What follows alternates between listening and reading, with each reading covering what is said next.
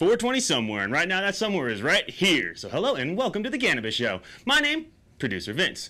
His name, Ricardo Baca. You know, Vince, it is definitely 420 right in here, and I want to thank you and welcome everyone to the Cannabist Show, where we talk about all things weed. That's hashtag all things weed. And that is the serious marijuana news and the fun stuff as well.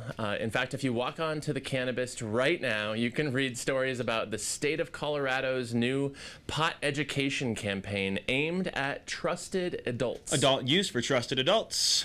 About the hundreds of applications that poured into Arizona state offices for the state's 31 new MMJ dispensary licenses. Someone's got a tough decision ahead of them. And about how Colorado school districts are now implementing Jack's Law, which allows students with a valid prescription to get medical marijuana treatments on school property. You know, no one's ever named a law after me.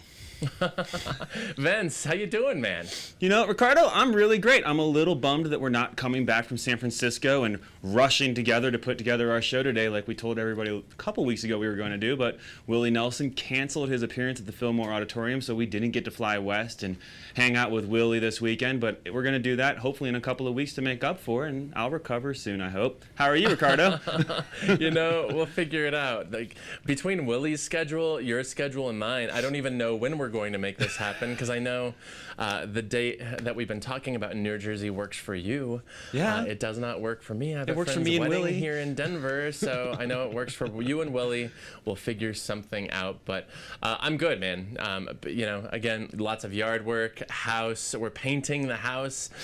Terrified when I get back home today. There's going to be the paint up on the house. Never painted a house in my life, and it doesn't sound like you're painting it if you're coming home and it's already done. Oh yeah, you know, I have no business up on those steep 1890s Victorian roofs of events, but dude, I think it is that time in the program. But I want to know if you're ready specifically for the weekend weed. I was expecting Professor Pat, but I can be ready for the weekend weed if we do it right here, brother. Let's do it. Okay, cool. Because we are starting this weekend weed in California, where new market research predicts what the state's cannabis market could look like if voters say yes to recreational marijuana in November. And as you might imagine, for one of the world's largest economies, one of the 10 largest in the world, the numbers are massive. They are pretty huge, Vince, but to understand these projections, you first need to know where California is right now. Right now. In 2015, more than $2.8 billion of pot was sold in California dispensaries, and that nearly triples Colorado's marijuana sales that same year. This new report says recreational legalization would add another $1.6 billion to those totals in the first year of recreational implementation alone.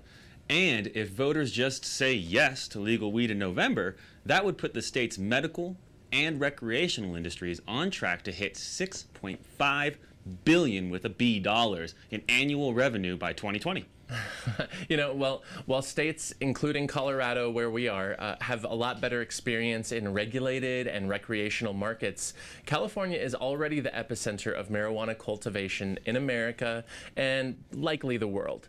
And if voters there say yes to Proposition 64 in November, it will further solidify the state as a leader, and they're expecting Silicon Valley to play a major role in the industry's expansion there, and also California's proximity to Mexico. It's right there. It could possibly push forward more progressive and lenient regulations south of the border. I mean, they're already thinking about more lenient regulations south of the border in Mexico, so this is a legit thought to have. I mean, they're relaxing it. They're pushing for national medical marijuana. They're going to nationally decriminalize possession for adults under an ounce. And I mean, we say it way too often, but I'm going to say it one more time. Who would have thought that the North America and the Americas in general were going to be the ones leading the charge on marijuana legalization? Very true. I don't think a lot of people saw this coming, Vince. But elsewhere in the weekend weed, we are taking a deep dive into patent number 6630507, which has been in the news and all over social media lately because of its strange and somewhat baffling existence. And here we're going to tell you a little bit about it. We're going to do this deep dive. If you want to read the whole thing, hit thecannabis.co. But The U.S. Department of Health and Human Services has owned this patent since 2003, and it covers the potential use of non-psychoactive cannabinoids to protect the brain from damage or degeneration caused by certain diseases, including cirrhosis. And I know what you're asking yourself, dear listener, if I can call you dear. The federal government has the patent on marijuana's medical qualities? I thought the federal government said pot has no medical qualities when the DEA denied multiple rescheduling petitions just a few weeks ago. That's what you're thinking. That if you're thinking that, you're right, and it's complicated, and that's why you should check this explainer out again, thecannabist.co. But until you get over to the site, Vince and I are going to highlight some of the most important parts right here. We got you. After the DEA said no to rescheduling cannabis, activists and entrepreneurs took to Twitter to post photos of their hands with that number, again, 6630507, written on them, as if to tell the federal government, you know, talk to the hand. That's what they're saying. See, Vince is about to pull up a photo of Willie Nelson telling the feds to talk to his hand. Yeah. Yeah, a Tommy Two-Tone remix would have worked too. And that conundrum of medical marijuana we mentioned earlier, an attorney with the University of Washington's Cannabis Law and Policy Project told us that there is definitely a certain amount of hypocrisy in the government owning this patent, but saying at the same time that pot has no medical qualities. So why does the government have this patent? That's what we want to know. But, you know, here's what we learned. A spokeswoman with the National Institutes of Health, she told us that some of these compounds may have antioxidant properties that could be beneficial in the treatment of certain neurological diseases. And 5 years ago, the NIH granted Cannalife Sciences an exclusive license to utilize part of the technology outlined in the patent to develop cannabinoid-based drugs for the treatment of brain damage. Cannalife is starting to raise $15 million in private investments to start clinical trials by 2018. And one more fun fact about the government's marijuana patent. Vince just told you about Cannalife and that organization's CEO. He was once the vice president of corporate finance at Stratton Oakmont. And if you remember, if you're a Martin Scorsese fan, you know this. Stratton Oakmont was Jordan Belfort's fraudtastic investment banking firm, which was residing at the center of Scorsese's The Wolf of Wall Street. There's just a lot going on here, man. I don't really know what to add to the conversation. I don't really know what will really help out more. Go read Alicia's wonderful explainer on it. I can't put it in better words than she already did. Thecannabist.co. So bizarre, man. Such a great story. But Vince, it's time to bring out our first guest. So her Colorado Edibles company is just starting out, but they're feisty. And she stumbled into the cannabis industry from a place of medical necessity. So it's my pleasure to welcome Bianca Esparza to the Cannabist Show. Hey. Hi. How's it going? Great. It's so nice to be here. It's great to have you. Thanks for joining us. Thank you. Thanks for having me. We start every interview on the show with sativa or indica. So where are you at on the spectrum? What do you prefer? Right now, I do prefer indicas. I was on sativas for a very long time, and eventually I kind of got a little anxiety in my early 20s, so the sativas kind of increased that, so I switched over to indicas. I think you kind of play around when you're... Sure. So you kind of developed anxiety after using for a while. Yeah, after using the sativas for a while, so I kind of had to calm it down and do the indicas to relax myself and bring myself back from the anxiety that I was starting to have. There you go. Bianca, it's a pleasure meeting you, finally. This is the first time we've met, but we've talked before, and I know that you started working in this industry because you unexpectedly became an MMJ patient, even though you weren't anticipating that, but I would love it if you could tell all of us this pretty incredible story. Yes, definitely. Well, I was actually born with a cataract and a lazy eye. So for the first few months after my birth, they were kind of dealing with those issues. I had about 12 surgeries in my early childhood and early teens to correct my eye. Mm-hmm. Oh my. Yes, definitely a lot, and that's a hard time to go through it too when you're so young. Sure. We were trying to correct the eye movement, trying to be able to see better out of it. I had had a permanent lens implant put in. So we did go to various steps to try to help out my eye. And as all of that went on, I suppose I got glaucoma from the surgeries, which was a byproduct that I never heard from any of the surgeons. Oh, sure. But apparently all of the surgeries did make glaucoma happen, which is unusual for someone that age. I was diagnosed at 16 with glaucoma. Sure. And at the time, you know, I kept taking eye drops. I did a couple of different things for a couple of years. I even did go have surgery. They will do a surgery where they actually poke your eye with like little laser beams to help it drain. Because the problem with glaucoma is the buildup of pressure. Yeah, pressure, sure. Of liquid. So kind of all of that didn't work, and they told me at probably 17 years old, you know, you're going to have your eye taken out. It's going to die and kind of shrivel up, and you're going to have to get it taken out. And I said, no. And meanwhile, like, you're in high school. Right. I was not in any kind of position to give up a part of my body. I don't think anyone's ever ready for that. Sure. Most people don't even get that decision. But so that was really tough, and I decided to go ahead and try to use medical marijuana. I know that glaucoma is one of the best things it works for. And I started using about 3 times a day, just smoking kind of morning, noon, and night, and that would keep my pressure down. I was able to not have migraines, not have headaches.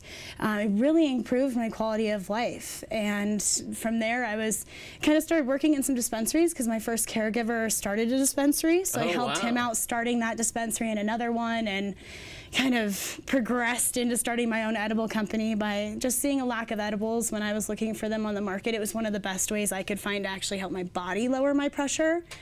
And what year are we talking about? Your caregiver opens up a shop. Are we talking about 2008, 2009? I think. 2009, yeah, right in there, when there were still caregivers around and we were still going through all that kind of stuff. And that was the very beginning of the dispensary the very boom, beginning, right there, yes. where all the shops started opening. Okay. And then I used marijuana for glaucoma over the next 10 years. Last year I actually was going through so much pain. Nothing was helping no matter how much I smoked, or I was actually using topical creams to kind of cover over my eye area on the lid and stuff like that to see if that would help. So I really tried everything I could, but I did have to come to the decision last year to go ahead and get my eye taken out because of the damage, and then I got a prosthetic put in. And how long were you able to self-medicate with the medical marijuana? 10 years. It saved my eye for 10 years. Oh, wow. Which was a huge deal to me because I really had to go through the process of coming to the fact that I was going to actually get it taken out. And, you know, I always told people, oh, maybe I'll do that when I'm 40 years old or something. You know, I don't need to now. But the pain really did just become unbearable, which you know, any kind of person that's had a quality of life issue, they'll tell you, you know, it's just so much better to be able to enjoy life and go out. And even working, I would have to go home in the middle of the day. Sometimes it felt like there was a grain of sand in my eye that I couldn't get out. Sure. So I was just medicating all afternoon, try to get rid of it, and then finally feeling better, you know, way afterward. Well, that's amazing, and I appreciate you sharing the story. We're going to talk a little bit later some more about, you know, treating different ailments and conditions, and really the specifics of what marijuana can do and what it's done for you and others. But in the meantime, Bees Treats is your edibles company, and it's available in medical dispensaries throughout Colorado right now. One thing that I found particularly interesting when we were talking before today is that every edible you make is meant to be digested sublingually. And I know there's a lot of different theories about digesting edibles sublingually, or, you know, different baked goods that are, you know, simply swallowed. But I want to know why this particular method of ingestion is important to you, and why you've made all of your products so they can be ingested sublingually. Right. While I was in college, I started playing around with edibles. That's how I started cooking. So around the time that I got diagnosed with glaucoma, and I started out with Rice Krispies treats and stuff like that. With a can of butter? Or yes. A can of oil? Can of butter. Sure. I started a lot of different stuff with can of butter. And I did eventually grow into making lollipops. And the lollipops I make are actually with an ethanol alcohol extraction, and it's very clean. So you can't really taste a concentrate, and they taste so good that you can really suck on them, and it'll get into your mouth and you can feel it faster. In fact, I tell patients, you know, if you really need a hard medication, medication right now, just suck on this for the next 20 minutes. When you feel the medication has hit you enough, you can put it away and use that for another dosage. If it's a lollipop. Right. Okay, sure. So that's kind of where I started with the sublingual thing, was the lollipops. From there, I did start making marijuana-infused honey, which I infuse with only buds, so it's very clean, very tasty. We do use Colorado local honey. So that by itself is just ingested very easily. Since it's pre-digested, it gets into your system easily. It's very easy for your system to take in, so that helps with the marijuana affecting the patient faster. So I get the impression that's where you're going with this sublingual conversation, right, is that it does hit a patient faster than something maybe they're chewing and digesting through the stomach. Definitely. Do we know that for sure, or do we just know that anecdotally? I don't know it for sure. I know it based on my own experiences in working with edibles. When I was having high pressure in my eye, I could feel it, obviously, and I needed something to try to take that edge off as soon as possible. I think a lot of patients do. You know, you're having a backache right now. You don't want to chomp something down in your stomach that, you know, eventually in a half an hour your stomach can break down the contents to. I know with a lot of the edible stuff going on, they're saying that you should wait up to an hour or two before taking any more. Sure. You know, patients are just trying to get that relief as soon as possible. So it was important to me to try to create products that they could take and feel that relief even faster.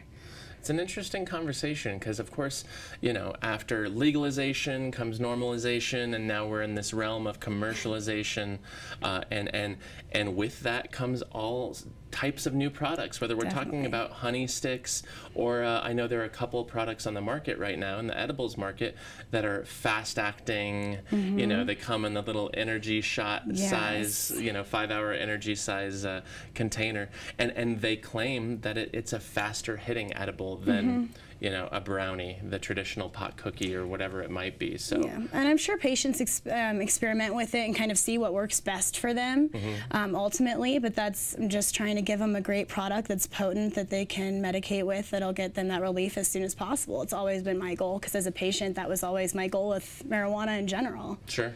Well, you mentioned honey. And I like that the name of your company, Bees Treats, applies to your first name, of course, but also to these amazing insects that give us this very important ingredient to your edibles. You sell honey sticks, honey caramels, honey droppers. So I'm just curious, I know a couple others in the market who are passionate about infusing honey with cannabis. Why do you think the two work so well together? Why are you passionate about it? I am passionate about it because they're both just such natural medicines, and I'm just very passionate about medicating yourself with natural medicine and not taking pills with side effects and stuff like that, and all the things that go into taking medications that have byproducts. So the honey it's actually funny that it ended up that way. I named my company Bees Treats when I was in college, and I was kind of selling around, and then when I went back to it, I took on that same name. But the honey was kind of my second product. I had done the lollipops first. So I tried the honey because I had tried infused products before that were in that kind of liquidy sense, but it's hard to find a tincture that tastes really good, that's gotten the potency in it, that you can really get down if you need a high dosage. Sure. So the honey is so sweet, it was really able to collect a lot of that THC and CBD and all of that in it and make it potent without overpowering you with the taste of it.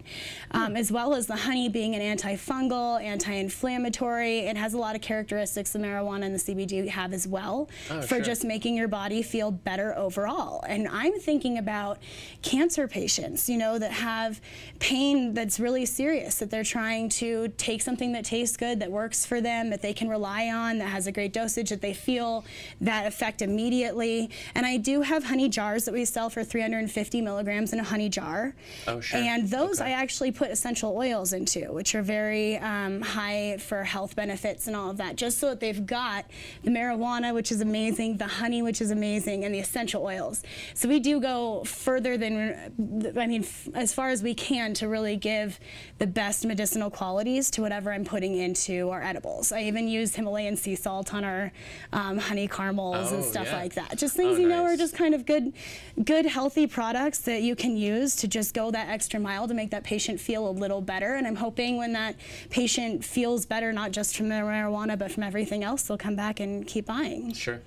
I love sea salt on top of any caramel product. It's amazing. For one, but I also like that you're using the honey and its flavor profile to kind of overcome the cannabis in very potent extracts. So, you know, do you have very small doses that are small in size but very potent in terms of the amount of THC or other cannabinoids? Yeah, well, right now there, we've got the right now we have the honey sticks. We do them in plain and then various flavors, and then we do the 350 honey jars. And how big is the jar? It's 2 ounces, so it's pretty small. Sure. Okay. For how much is packed in there. Wow. And I kind of give them out with little wooden spoons for everybody to dig them out and give them, you know, it's about 30 milligrams in there so they can dose themselves gradually if they'd like to. But 2 ounces is pretty small for that amount of milligrams in it. So that was always our higher milligram for the people that need it, that have that higher tolerance. And this is one of the things I love about having medical MIPS in here, you know, because we have lots of recreational edibles companies in Colorado and Washington, Oregon,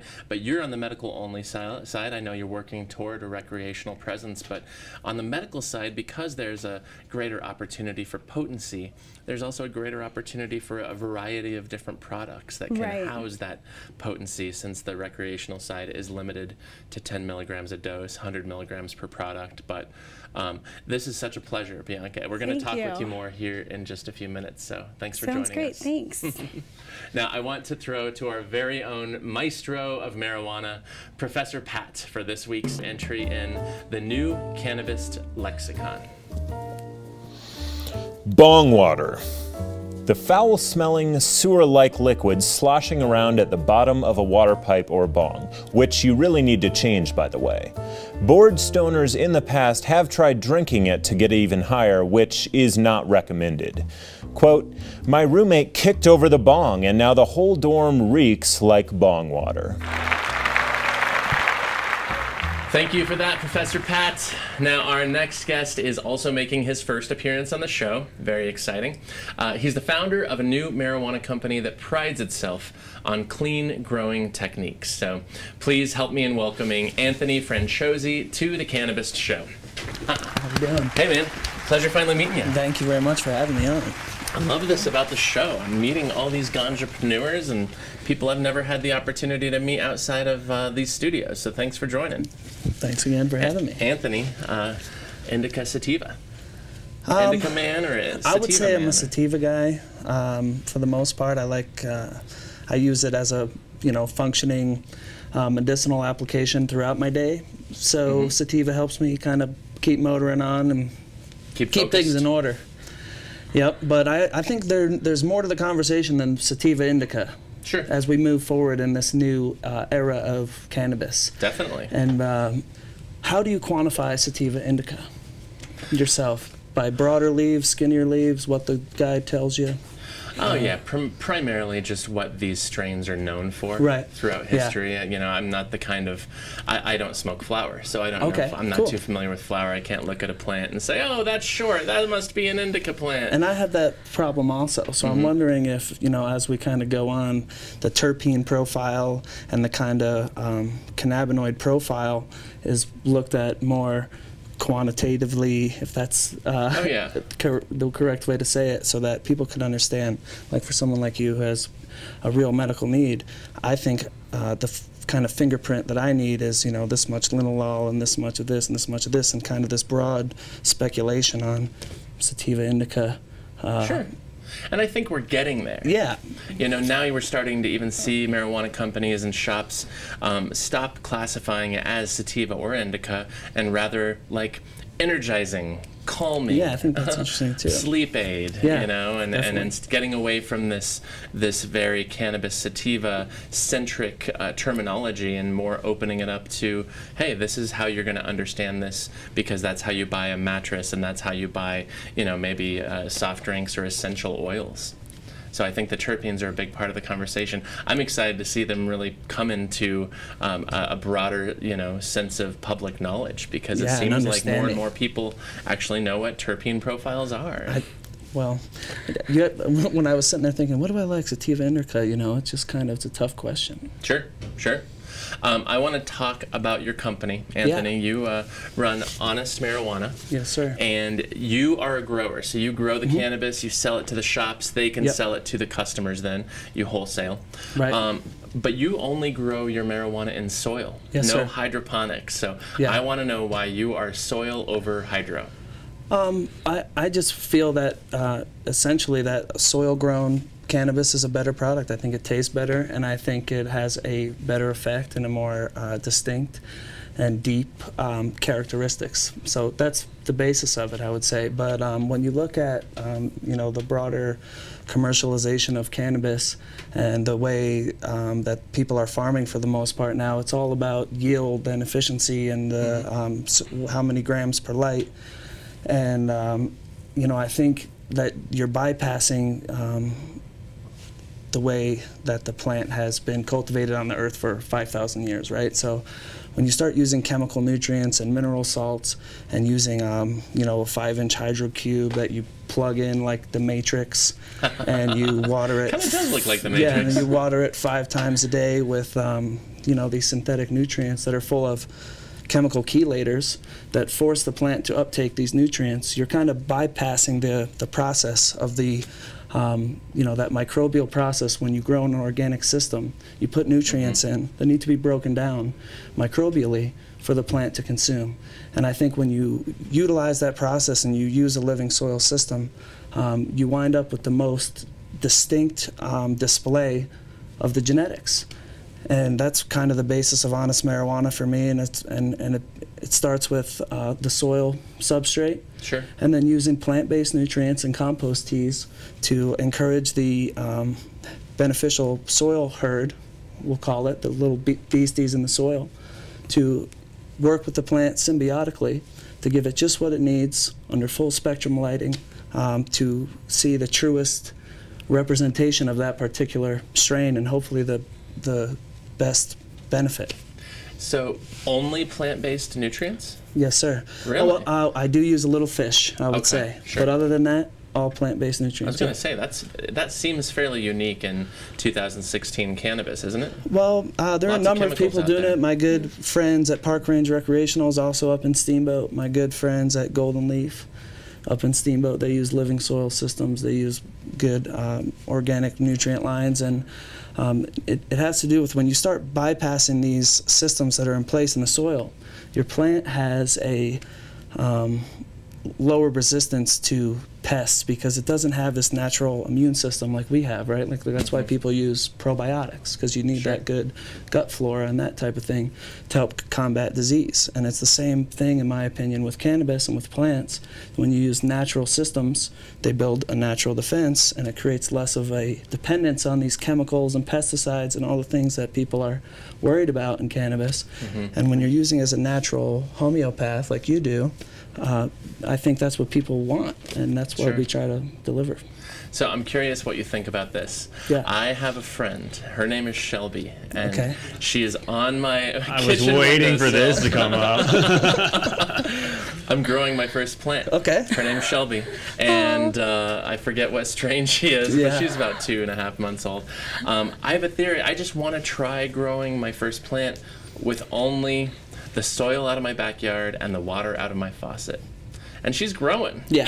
She's sparking up, not sparking up, but she is bolting up. I cannot believe how tall she's become already. And of course, I'm sure she's not tall compared to where she would be at this stage in a professional grow. But it's more for just a random experiment. I'll write a story about it for the Cannabist later on. But what do you anticipate?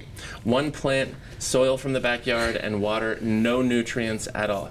Do you think she's going to get to a point where eventually there's flowers? What do you anticipate? I mean, you might get to a point where eventually there's flowers. I think, you know, the lighting environment, I guess what time of year, and it's going to have an effect. No lights, no grow lights. Well, I'm just, as far as the light that's coming in, to whatever, how it needs light, obviously, to live, so it's going to light from somewhere. Right.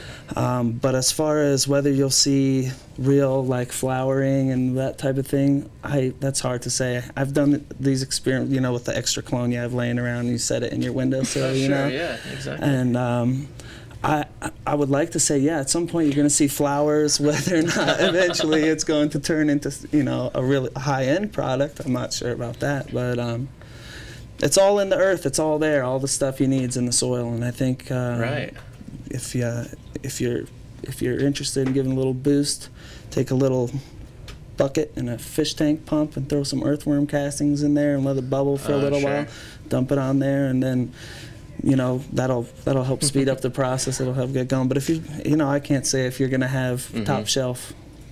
That's highly questionable. I'm not anticipating it, but yeah, and maybe I'll try the earthworm castings for the next one. This one I just want to throw water. So I was kind of inspired walking around Morocco recently, and just like, you know, you see valleys of just all outdoor grown, and it's just water being thrown on these plants, and they're ultimately just crushing it up and making it into hash and shipping it to Europe anyway. But moving along, Anthony, you have awesome experience. You're a landscaper. Yeah, I was. You were a landscaper for a decade.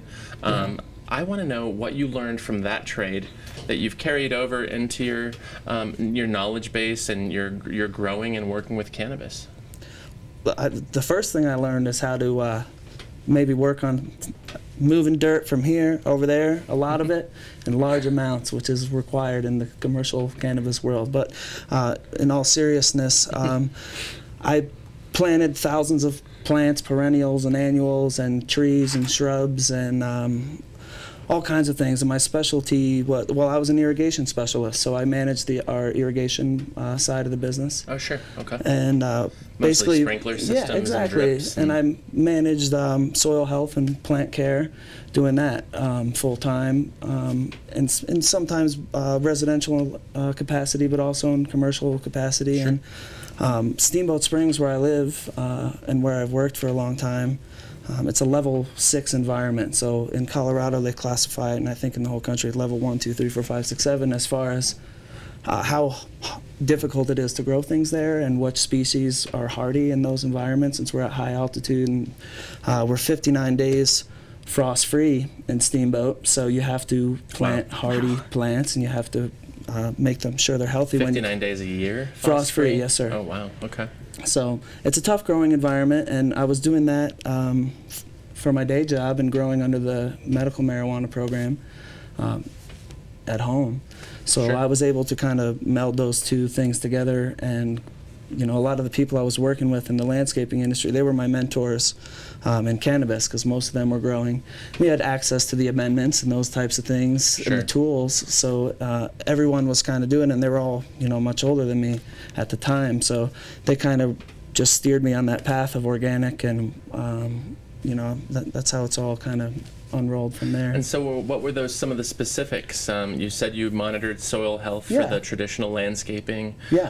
And soil health, I'm guessing, is a big part, since you only grow in soil. And you know, when you're planting a big spruce tree, and like I said, in a level 6 environment up in Steamboat Springs, we used a, you know, kind of little team of beneficial, some compost and mushroom compost and things that we put in the hole and dug it a certain way, and the way you put the emitters from the irrigation system, and how often you water, and how high or too low you plant can eventually kill a tree. And will, you know, if we irrigated it, then it's under warranty from us. So that was kind of why I needed to be making sure that my systems ran really well. Now you're irrigating a different kind of tree. Absolutely. Absolutely. That's cool that you have that experience. It's and actually, that it translates. Yeah, and you know, when you're doing it with something you're much more passionate about than, you know, some guy's third home in Steamboat Springs, it's kind of, it's a lot of fun, so we love it. Well, Anthony, I've read your bio and some other interviews that you've given. You use the word organic a lot. Yes. And you know that word is tricky in this space, because it's a federal designation, weed is federally illegal, so on and so forth. But what do you mean when you say that you grow organically? What does that mean to you? I think it has more to do with all of our inputs. Everything we use is organic, is from the soil standpoint, from our nutrient standpoint, and from our pest control standpoint as well. So it has to do with the inputs. It has to do with the soil, and and we've talked about the soil and the nutrients, but yeah. What about pesticides? Obviously, that's been a very significant subject here in Colorado and in other states for the last year plus. And when you're talking pesticides, are you talking OMRI certified pesticides or even cleaner? The hope is to be even cleaner. What we use is a mix of, first of all, having the healthy soil system that encourages the healthy immune system for the plant, which can deter bugs naturally. Also, we use nematodes, basically, so little beneficial bugs that we put in the soil. So any soil-borne insects, we use those little guys to attack those. And then we use beneficial predator bugs, like Swirsky mites and like Californicus mites, which we use in small doses here and there throughout the garden in little like breeder packs. So they kind of emerge every so often. And those are like our little bodyguards. And so by using a very small amount of those, if we do see, if something does get into the garden somehow, somebody has a home garden we don't know about, something like that, and a spider mite somehow makes it into our place, the idea is we have enough little good guys there that will prevent an infestation. And I love this idea of beneficial bugs. So kind of walk us through it, though, because how do you buy them? How are they packaged? How do they arrive? Yeah, and then also, cool. How do you distribute them through an entire cultivation? It's a lot of work, actually, but the way they come is from a company in Belgium that we use, and they send them in either, you can get a live release packet, which is basically, it looks like one of those little tubes you put in the mail slot that sucks up to the mail person. Old school banking? Yeah, exactly. Yeah, so, and then it's kind of like a big salt shaker, and you kind of, it has like bran and factitious prey in there, and you release them in little boxes in different places, and that's how you do it, really. Do you have to release them in individual plants? Oh, no. Plants well, they, you know, when you get a portions? packet, they say, you know, there's 25 million in here. So 1 teaspoon of this, you should release so many of them, or 25,000. Maybe 25 million is closer to the nematodes. The, you know, the bigger bugs are less of them. But it's definitely, in my opinion, the way I would prefer to have my cannabis pest control take place, rather than really even any of these OMRI certified pesticides like the Azamax and those types of things. Sure. Plus, what's wrong with a little bug-on-bug violence? Actually, if you watch under the microscope, and I had a friend, you know, he had a russet mite problem. We were releasing the Swirsky mites, and russet mite is really small under a microscope, which is a bad bug, but when the Swirsky mite runs by, it looks like Godzilla runs across the screen, and so it's like, wow. So it's actually a trip, because they look under the microscope, they're like, that thing's freaky. Wow. I've seen some of the microscope videos when we were doing a lot of reporting on pesticides. It is crazy seeing those bugs go at it. But I want to bring Bianca back into the conversation. I love that you guys are both entrepreneurs in this space, but you're also people who have used this substance medicinally as patients. So I want to hear specifically in each of your own words how cannabis has helped your maladies, your conditions. Bianca, let's start with you. I mean, you gave us a little bit of that. Glaucoma has been a big part of your life. You lost an eye somewhat recently. You know, Whoopi Goldberg has written for the Cannabist, and I've talked with her many times, and she has talked about how she's tried so many different medicines and different treatments, and nothing has ever come close to taking care of her glaucoma as much as cannabis has. So are you of the same belief? Have you tried all sorts of different other treatments? Oh, definitely. Marijuana was kind of my last resort when it came to glaucoma, since I was so young and everyone was kind of still looking down on it at that time. For the glaucoma, I tried, like I said, I did have a surgery for it to try to get them to lower my pressure that way. I looked into a lot of research. They said eating a lot of spinach would help. Taking something like 10 grams of vitamin C a day. Oh, wow. Just all kinds of I looked into homeopathic things, as well as things as simple as exercise were supposed to help. So I did all of that, but it wasn't strong enough to really affect my body the way that it needed to be affected. The eye drops I was taking would actually only last, they would only help for about 3-4 weeks, and then they would actually stop working altogether. Just so because you would build up some sort of tolerance. Some kind of tolerance.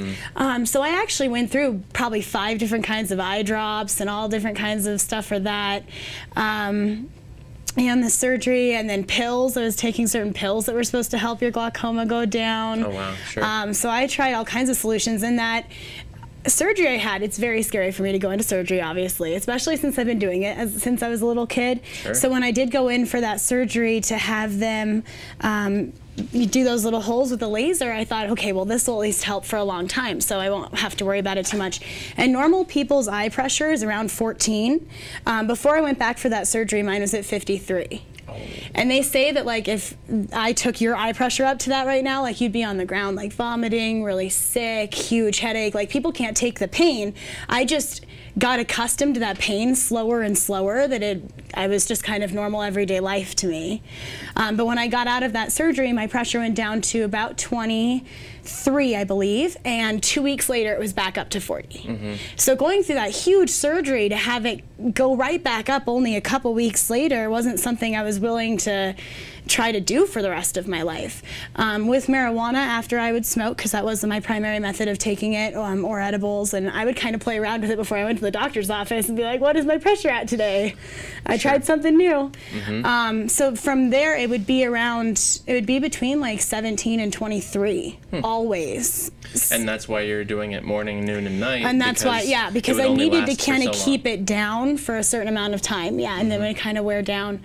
But that was such a better option for me. I mean, it helped me with the nausea that came with my glaucoma, and the headaches and the migraines. It kind of helped with all of that kind of stuff in accumulation of just me feeling good enough to go about my day-to-day life, because it definitely affected me a lot. And that's the main reason I got into edibles, was to try to help people with their quality of life and show them that they can live better. And did you find that, you know, edibles are known to have a lasting effect longer than smoking, vaping, a majority of methods of ingestion? Did you find that edibles would hold off that pain for a longer period of time than smoking? Yes, I did. Oh. Okay. And my edibles specifically, that's why I started making them. They affected me better than edibles that were on the market, and that's why I wanted to get them onto the market to see if they affected other patients the same way, because for me it was very hard to find something that I could depend on that would really take my pressure down. Sure. So that's why I started experimenting with just kind of cleaner things I could do in my own kitchen to try to bring down that pressure with the edibles. But they definitely helped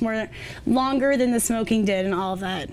For sure. Anthony, I know you were battling sports injuries and various other maladies, and you were using medically. Tell me exactly how marijuana improved your quality of life, or changed things at least. I've always been a very mediocre skateboarder. And Me too. Because of that, I have really bad ankle pain in both of my ankles, and actually it affects my left leg constantly. And snowboarding and skateboarding are kind of my passions, and snowboarding kind of led me to the mountains and to Steamboat Springs, and the reason why I live there. And I use it to help with that pain. When you're doing those types of activities 100+ days in the wintertime and trying to skateboard and, you know, mountain bike, those other things, hike that Steamboat has to offer in the summertime, I don't want to rely on ibuprofen or on painkillers or on any of those sort of pharmaceutical applications for pain relief. I feel it kind of helps my mental state, help me maybe just not think about it as much, but also definitely helps with the pain relief. You know, as more of these CBD strains and CBD infused products are being kind of thought through and implemented in the market, you know, those are extremely helpful, and that's really, you know, why I use it. Besides, you know, in my opinion, the kind of creative aspect, and help that way with those same types of things. So. Sure. Yeah, I can see that it definitely helps on multiple fronts. Have you ever found that cannabis works better than whether it's ibuprofen or opioids or things Absolutely, stronger, in my opinion, yeah. I think it's more manageable. Well, you know it's better for you, and yeah, I think the effect is better. It's not as I don't know how to describe it. you know, physically altering. You know what I mean? It kind of helps you mentally kind of block those things. Doesn't cure them, unfortunately, but Sure. it definitely helps. Ah, well, I appreciate both of you guys sharing that, and it is time for the pot quiz. Okay, so this is how it works. We are going to start with Bianca, and if she gets the answer wrong, then you can steal a point, Anthony. Okay. And vice versa. 2 questions each. Are you ready? Yes. Okay, cool. So Bianca, name the economically depressed U.S. territory that is hoping its medical marijuana program helps its financial recovery.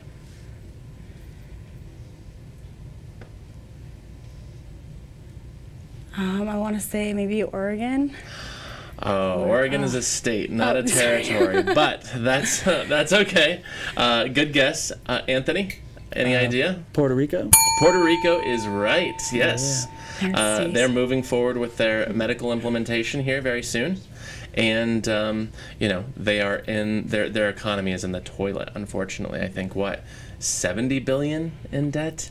And they don't have a lot of the same rights that states do, and long, sad story. But medical marijuana isn't going to save Puerto Rico, but it's going to make things better, I forget hopefully. how the bill looked, whether, because it's going to be state-run, or they're going to allow private businesses. That's what last time I heard about it. I couldn't. I believe they're allowing private businesses. That's Yeah, awesome. we've started reporting more on it. As you probably know, there's a lot of Colorado entrepreneurs who are helping Yeah. with writing regulations and Yeah. and proposing licenses and stuff down there. So, all right, Anthony, you ready? Yeah. Name the UFC fighter who is facing a possible suspension for vaping CBD oil after a recent match. Nate Diaz. Nate Diaz. You Yeah. got the brother right too. Yeah. I don't know the That was the difference most between. confident sports answer we've ever had on the show. Oh, I know. Well, I thought don't know the UFC. I was rooting for Nate Diaz. Truthfully, I think Yeah. you know, he's kind of seems like a real guy, and sometimes he gets knocked for not having the showmanship, I guess, or the professional attitude in the UFC, but. He's a real guy. He's out there. You know, I thought it was cool of him to say CBD. Yeah, look, I'm all see my eyes. Yeah, he was just vaping it right in front of everybody at a press conference, right? Yeah. He's like, I just got my ass kicked. Well, what's the big deal? I can never tell he and his brother apart, but I also don't watch, so I'm coming at it from a disadvantage. But yeah, apparently the agency that looks over UFC, I think, is it UFC? They're kind of looking into it. I was wondering if he'd get in trouble with that or not, but the maybe. rule is 6 hours before and after a fight, and that was like right after the fight that he was vaping. But at the same time, it's a non-psychoactive compound. But I There don't you think go. the Yeah. lead. I don't think the lead cares. So, Bianca, back to you. Okay. Marijuana businesses in what country are looking to grow hemp because the non-psychoactive, less regulated plant could lead to bigger profits than pot? So what country are these marijuana businesses growing marijuana, but now they're looking to grow more hemp because they think they could make a lot more money? I want to say Mexico. That's a good guess, too. Not right, Or, though. yes. Okay. Anthony. Ooh, I don't know the answer to this one. I'll say maybe Uruguay. That's a good guess. That's right. Everywhere. Uh-oh. We're looking at a potential blowout, Bianca.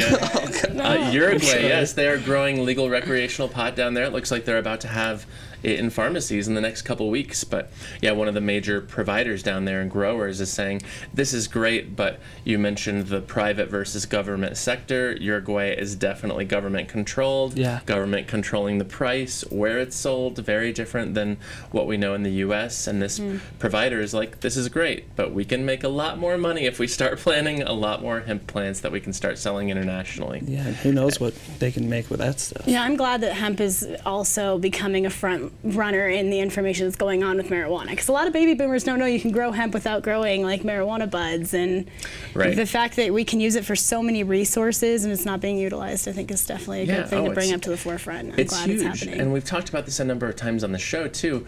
I mean, people who know a lot more about this subject than I do are firm believers that eventually hemp will way be outperforming and outselling cannabis, not only in this country but elsewhere, and just making a lot more money. And you know, it just happened to get thrown under the bus along with cannabis back in the 30s, and poor hemp. But I think it's ready for its coming out party. It's just taking a little bit longer than a lot of people anticipated. But Anthony, last question of the quiz. Okay. The Attorney General for what U.S. state recently rejected a proposed constitutional amendment for 2018 that would legalize cannabis in that state? So the AG in this state rejected a proposed constitutional amendment for the second time. It is not Pennsylvania. No. I blew it. No, that's a good guess, though, because Pennsylvania is getting ready to start its medical program here very soon. Yeah. But it doesn't have a constitution. It's a commonwealth, not a state. Sorry, PA native. Okay. Oh, okay. He's coming out of left field over here. What? Are you from Pennsylvania or something, Vince? Once or twice. Okay, Bianca, for the steal. Do you know what the state is? No.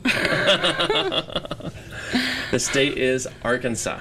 Oh, okay. See, I wouldn't have gone there. And it looks like they are voting on medical this November, which is amazing, and it'll be so interesting to see where they go. That might be a big kind of milestone to get one of those Bible Belt states on board. Right. I think it's going to be huge news when it happens, but do you guys think it's going to happen this year? Probably not the first time if I was just based on recent history and the way it usually goes for people, but I haven't looked at the bill. I don't know what it looks, any of that, so who knows. I'm not sure if it'll happen right away, but I definitely think that the more states that turn to medical, the better. I think we're going to eventually be able to have medical be legal across the states, which would be great for everyone who's suffering from debilitating illnesses that need it. I mean, if we have something that can help kids with seizures and cancer patients, there's no reason to not allow it to be medicinal and a medicine that's available to everyone. I think increasingly more people are agreeing with you. Yes. Yeah, Hopefully. we're certainly seeing that. But you guys, thank you for joining us on the couch and on the show. Yeah. Thank I you. want to thank my guests, Bianca Esparza and Anthony Franciosi. Excuse me, wow. But most of all, thank you guys for watching and listening to the show. Please leave us a review on iTunes or Stitcher, wherever you're listening to us. We're now on Google Play. I'm joined by producers Vince, Alita, Katie, and the rest of the crew. Have a great day, everyone, and we will see you next week. Good work, guys. I'm allowed to lose, I choose to win, I'm all in, I'm calling any posse, you'll be raising at the end, I say it again, ain't afraid to get in, I'll be going for the jackpot with aces in my hand, I'm raw.